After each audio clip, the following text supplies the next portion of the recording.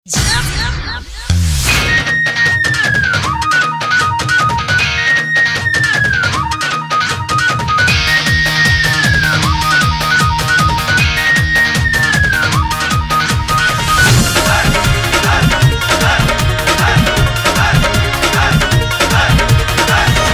गरम तो ठंडा जाइबू रानी, चाट जाइब चम्मच घुसा के जवानी।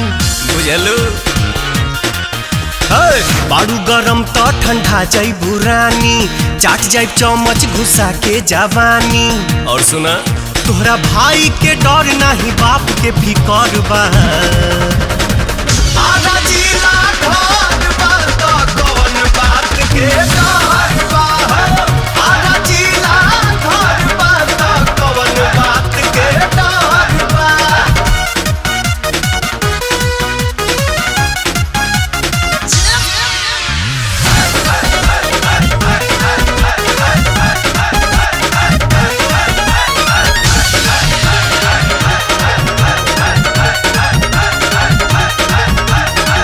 हई भोजपुरिया पाठा हो, पिहिले दूध दही माठा हो।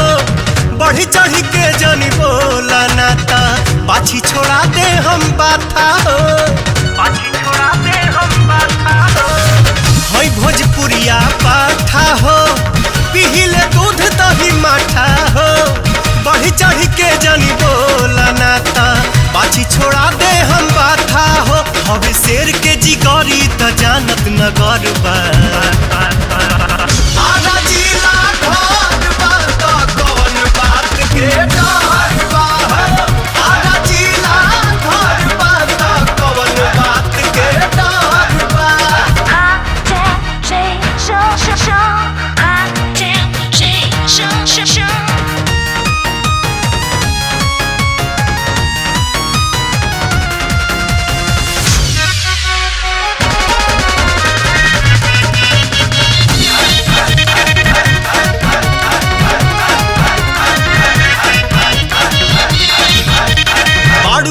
आइल तब बुता जाइबू, चुसनी ऐसन चुसा जाइबू। ढेरी ऐठ के बात जे करबू, दिने दहाड़े टंगा जाइबू। दिने दहाड़े टंगा जाइबू। बाड़ू अगी आइल तब बुता जाइबू, चुसनी ऐसन चुसा जाइबू। ढेरी ऐठ के बात जे करबू, दिने दहाड़े टंगा जाइबू। खाटी भोजपुरिया पानी के हम पे असर बा। आधा जिला घर बा तो कौन बात के डर